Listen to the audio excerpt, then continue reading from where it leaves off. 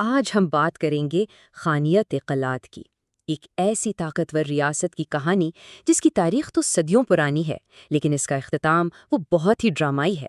سوچے ذرا، ایک ریاست جو 300 سال سے قائم ہو وہ ایک ہی دن میں کیسے ختم ہو سکتی ہے؟ یہی ہوا تھا اکتوبر 1955 میں، جب ریاست کلات کو اچانک ختم کر دیا گیا، اور اس فیصلے نے اس کے حکمران یعنی خان کلات کو پاکستان کے خلاف بغاوت پر مجبور کر دیا۔ اچھا، تو اس پوری کہانی کو سمجھنے کے لیے ہم اس کے مختلف پہلوؤں پر نظر ڈالیں گے۔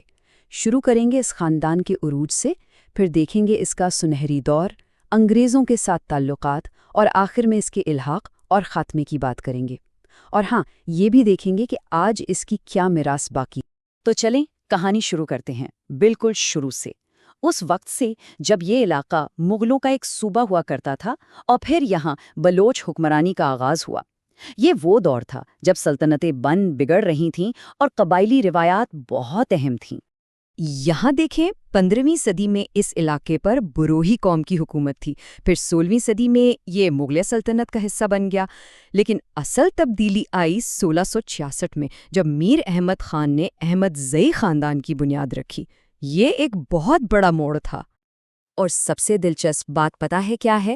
یہ جو احمد زئی خاندان کی حکومت قائم ہوئی نا، یہ کسی جنگ کے نتیجے میں نہیں ہوئی، بلکہ علاقے کے تمام قبائلی سرداروں نے مل کر ایک جرگے میں فیصلہ کیا اور میر احمد خان کو اپنا حکمران یعنی والی چن لیا۔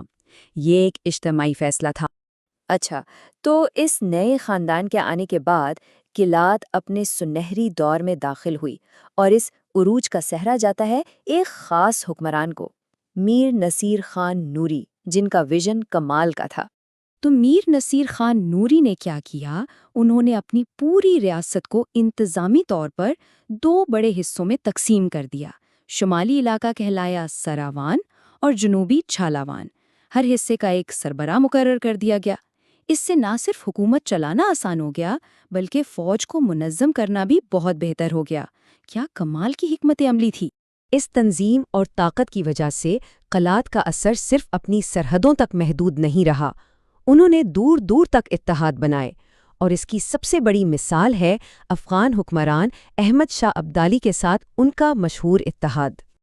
اور یہ اتحاد صرف باتوں تک نہیں تھا، بلکہ میدان جنگ میں بھی نظر آیا۔ جب پانی پت کی مشہور لڑائی ہوئی تو میر نصیر خان نوری کی فوج نے مراٹھوں کے خلاف جنگ میں حصہ لیا۔ ان کے ساتھ بگٹی، مری، لغاری اور مزاری جیسے دوسرے بلوچ قبائل بھی تھے۔ اس جنگ کا نتیجہ تو جو بھی نکلا، لیکن اس نے اس علاقے میں ایک بہت ہی دلچسپ سماجی میراث چھوڑی۔ ہوا یہ کہ جنگ میں جو مرہٹا فوجی قیدی بنائے گئے تھے، انہیں ڈیرہ بگٹی کے علاقے میں آباد کر دیا گیا۔ وقت کے ساتھ ساتھ ان کی نسلیں وہیں بگٹی قبیلے کا حصہ بن گئیں، اور آج بھی انہیں ہندو بگٹی کے نام سے جانا جاتا ہے۔ یہ تاریخ کا ایک کتنا انوکھا پہلو ہے نا؟ اچھا، اب کہانی میں ایک نیا موڑ آتا ہے۔ ایک نئی عالمی طاقت یعنی انگریز اس خطے میں داخل ہوتے ہیں، اور قلات کے لیے سب کچھ بدل جاتا ہے۔ یہ سال تھا 1839 کا۔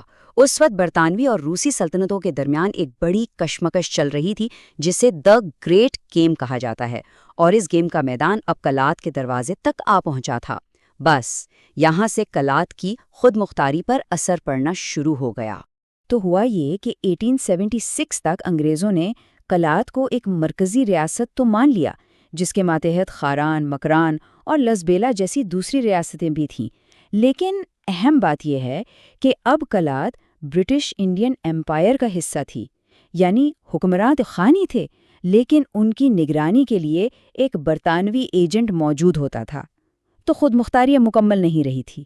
پھر آیا 1947، انگریز یہاں سے چلے گئے، اور اس کے ساتھ ہی قلات کی تاریخ کا سب سے زیادہ ہنگامہ خیز اور متنازعہ باب شروع ہوا۔ ذرا واقعات کی تیزی دیکھیں۔ اگست 1947 میں انگریز گئے۔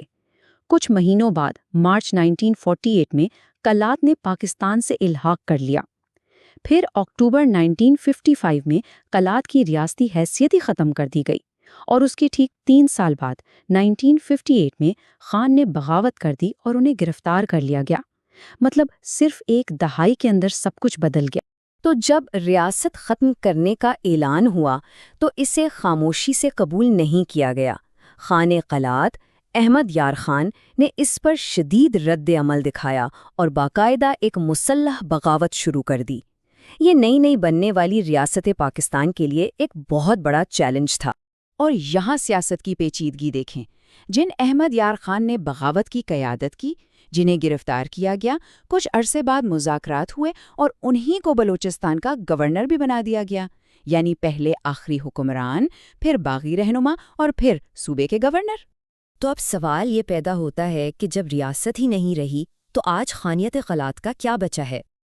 دیکھیں، ریاست اور اس کا سیاسی نظام تو اب تاریخ کا حصہ ہے، وہ ختم ہو چکا ہے، لیکن اس کی جو روایات تھیں، اس کی جو انتظامی یادیں ہیں، وہ آج بھی باقی ہیں۔ اس کا ثقافتی اثر بہت گہرا ہے۔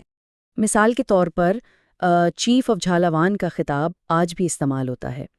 یہ ایک روایتی اور موروثی عہدہ ہے جو کسی بڑے قبیلے کے سربراہ کو ملتا ہے۔ اس کا کوئی قانونی اختیار تو نہیں ہے، لیکن سماجی طور پر اس کا بڑا وقار ہے۔ یہ وہی تقسیم ہے جو صدیوں پہلے نصیر خان نوری نے کی تھی۔